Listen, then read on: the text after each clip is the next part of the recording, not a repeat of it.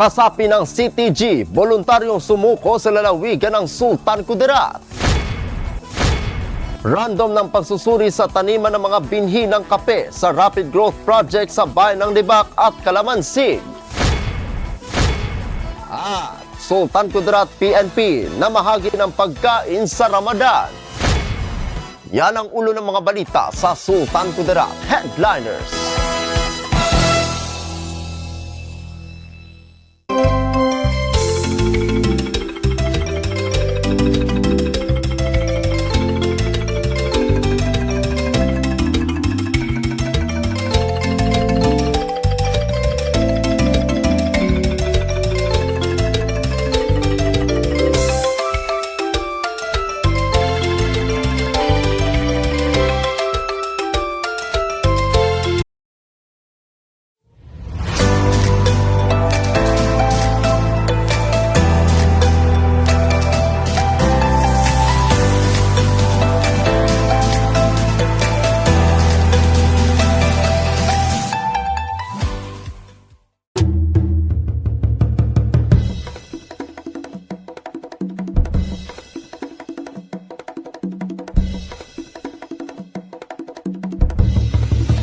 Magandang araw, lalawigan ng Sultan Kudarat.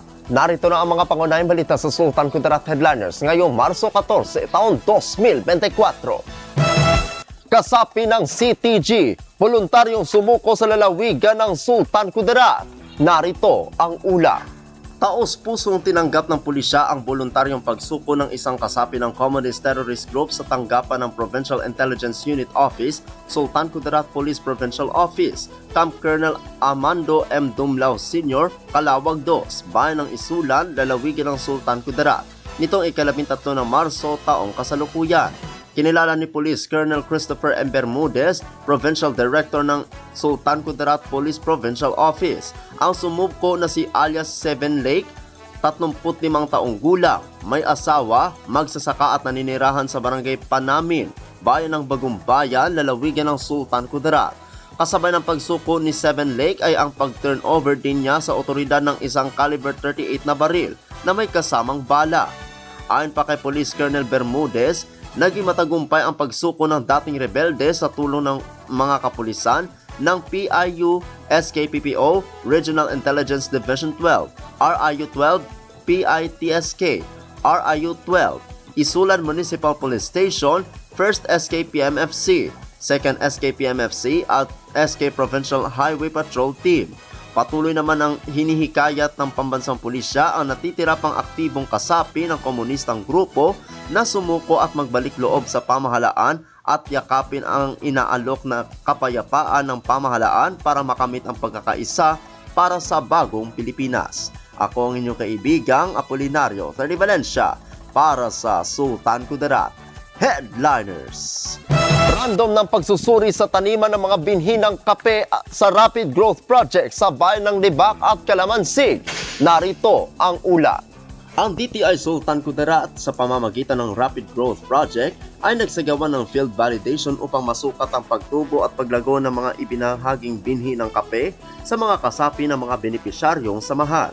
Ang field validation na ito ay naganap noong ika-7 hanggang 8 ng Marso taong kasalukuyan sa mga taniman ng mga magsasaka na kasapi ng Coffee Farmers Association Incorporated sa Barangay Kapilan, bayan ng Libak, lalawigan ng Sultan Kudarat, at ang Hinalaan Multipurpose Farmers Association Incorporated sa Barangay Hinalaan, bayan ng Calamansig, lalawigan ng Sultan Kudarat.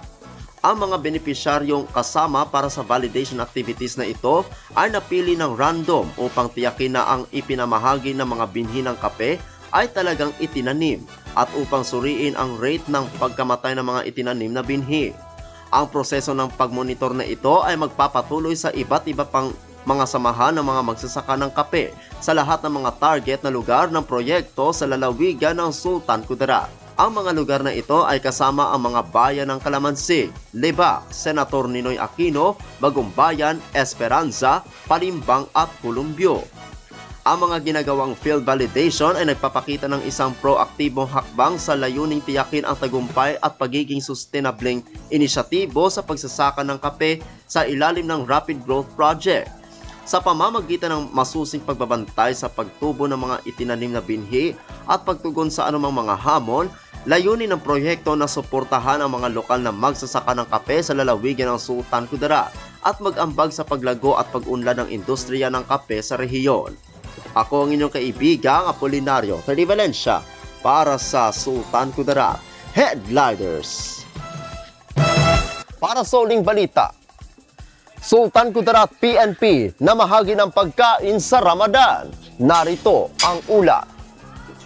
Namahagi ng pagkain ng mga tauhan ng First Sultan Kudarat Provincial Mobile Force Company o SKPMFC PRO-12 sa unang araw ng Ramadan sa Masjid Imam Saleh El Gyaber, Purok Rangay, Barangay San Emanuel, lungsod ng Tacorong, lalawigan ng Sultan Kudarat.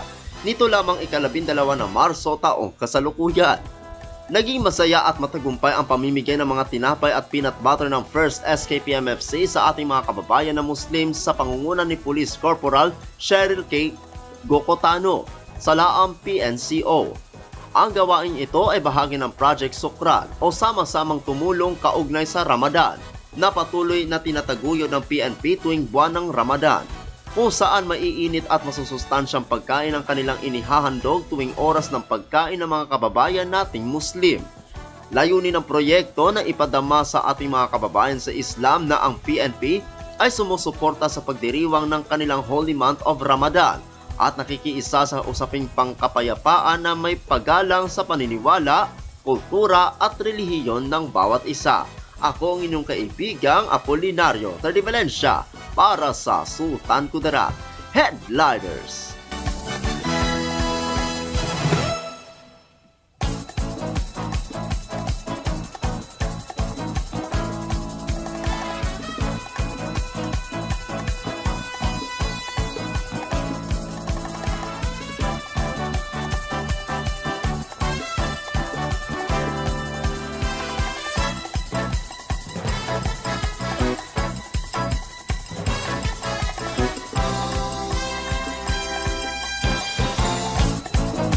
At yan ang kabuuan mga balita sa araw na ito. Mga balitang kailangan ninyong malaman, balitang walang kinakampihan, mga balitang totoo, mga balitang may dalang aral at inspirasyon. Ito ang Sultan Kudarat Headliners. Hanggang bukas, maraming salamat at magandang araw, kaibigan.